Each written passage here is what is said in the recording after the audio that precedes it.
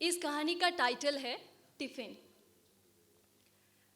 हर किसी की अपनी कहानी होती है जिनमें छिपे होते हैं ढेर सारे ख्वाब, ढेर सारे जज्बात, ढेर सारी बातें जिन्हें अगर एक्सप्रेस नहीं किया गया तो ये कब नासूर बन जाते हैं पता नहीं चलता। बातें जिन्हें अक्सर हम नज़रअंदाज कर देते हैं किसी भी रिश्ते की आधारशिला होती है, और अगर ये ना हो तो किसी भी रिश्ते में दूरी आना लाजमी है। राम सिंह अपनी बेटी को ये समझा ही रहा था कि बेटी ने झल्ला कर कहा, पापा आप फिर से शुरू हो गए, मुझे ये प्रवचन मत दिया करो प्लीज, सुन ले काम आएंगे तेरे। राम सिंह ने डब्बे में रखा फ्रूट चाट मिनी को पकड़ाते हुए कहा। राम सिंह की बेटी का नाम मिनी है। पापा आपसे कितनी बार कहा है मुझे बच्चों जैसा ट्रीट मत किया करो, कॉलेज में सब मेरी मजाक उड़ाते हैं।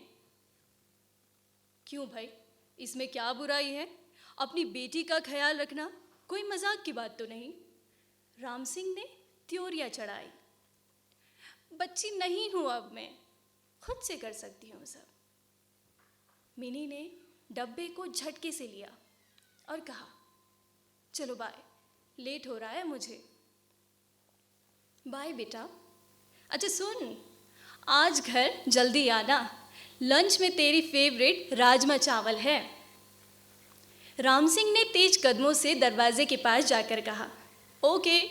मिनी ने अपनी स्कूटी से अंगूठा दिखाकर कहा। उसे देख राम सिंह भी अपने दोनों हाथों के अंगूठे को हवा में उठाकर जोर से बोला, ओके। राम सिंह को ऐसा करके बहुत खुशी मिल रही थी, मानो उसे अपनी बेटी सा बनना अच्छा लग रहा था। और लगता भी क्यों नहीं, उसकी दुनिया में मिनी के अलावा कोई था भी तो नहीं।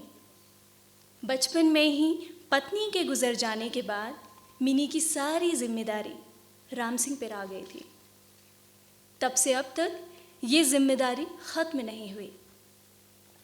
राम सिंह मिनी पर जितना प्यार उड़ेलता था उतना ही मिनी राम सिंह पर झल्लाती थी। उसे बिल्कुल पसंद नहीं था कि कोई उसे किसी भी चीज़ के लिए फोर्स करे। राम सिंह के प्यार से मिनी को घुटन सी होती थी। ये बात राम सिंह को मालूम थी, पर पिता का दिल कहें या बेटी के लिए, जो भी हो, कुछ तो था। इस बात का पता तो खुद राम सिंह को भी नहीं था। माफ़ कीजिएगा। ज़बरदस्ती खाना खिलाना, बैग पैक करना, मार्केट अपने साथ ले जाना, ढेर सारी बातें करना, यहाँ तक कि मिनी के सोने का अलार्म भी खुद सेट करना, और कभी कभी तो ना चुपके से मिनी के फ़ोन को स्क्रॉल भी कर लेना, ये सब राम सिंह को बड़ा पसंद था। असल में यही सब उसकी ज़िंदगी बन गई थी। पर मिनी को इन सब से कोफ्त होती थी। उसे अपनी निजी ज़िंदगी जीनी थी, जहाँ पर उसे फ्री छोड़ दिया जाए, जहाँ पर वो अपने मन मुताबिक चीज़ें कर सके। लेट नाइट घर आए, मस्ती करे, जिसे चाहे अपने घर बुलाए, जहाँ मन करे वहाँ जाए, वगैरह वगैरह, जैसा उसके बाकी दोस्त किया करते थे। पर उम्र का तकाजा कहें या समझ का अंतर कुछ तो था जो दोनों को अलग अलग कर रहा था। खैर, आज तो किचन से बड़ी ही अच्छी खुशबू आ रही थी। मिनी का फेवरेट राजमा चावल जो बन रहा था।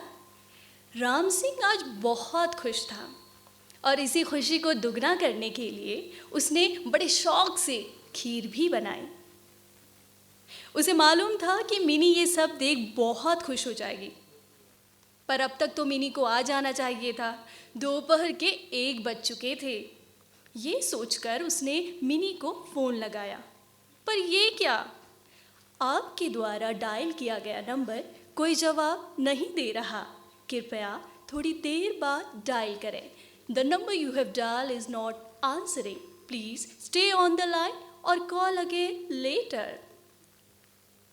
ये सुनते ही राम सिंह ने तुरंत राजमा चावल और खीर टिफ़िन में पैक करी और मिनी के कॉलेज की ओर चल पड़ा, जो कि घर से 20 मिनट की दूरी पर था।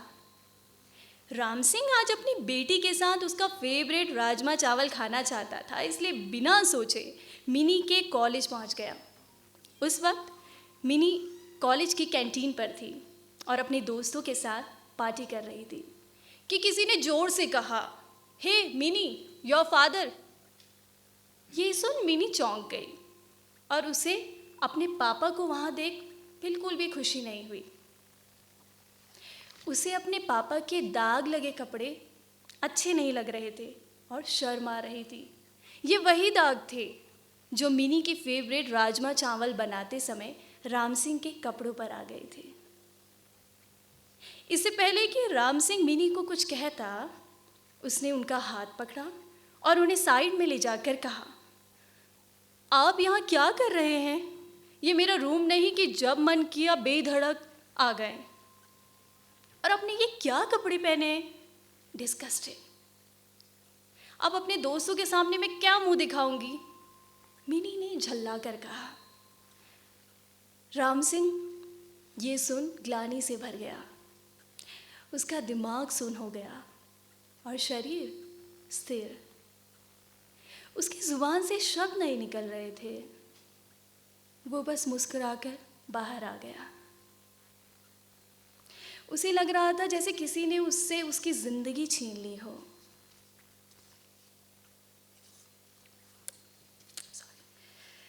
और इधर मिनी भी ग्लानि से भरी थी। ग्लानि इसलिए कि पिता ने उसकी इमेज खराब कर दी थी उसके दोस्तों के सामने। खैर, शाम हुई। मिनी गुस्से से घर गई। देखा तो दरवाजे के बाहर ताला लगा था और ताले के बाहर एक पास में एक नोट पड़ा हुआ था जिसमें लिखा था, चाबी दाएं वाले गमले के अंदर है। मिनी ने चाबी ली, ताला खोला और डाइनिंग पर आकर बैठ गई।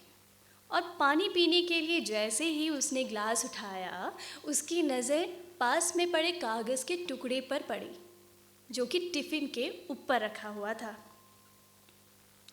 मिनी ने उसे उठाया और उसमें लिखे अक्षरों को पढ़ रोने लगी। उन कागज़ों में लिखा था, मेरी बच्ची, तू कब बड़ी हो गई मुझे पता ही नहीं चला। आज ही के दिन तो तेरे नन्हे हाथों को पकड़ तुझे पहली बार स्कूल लेकर गया था। 20 साल कब बीत गए पता ही नहीं चला।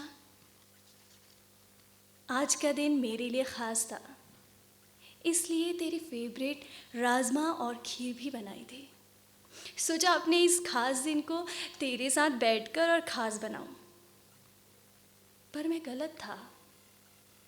माफ़ करना, मैंने तुझे तेरे दोस्तों के सामने शर्मिंदा किया। तुम्हारा पापा। Thank you.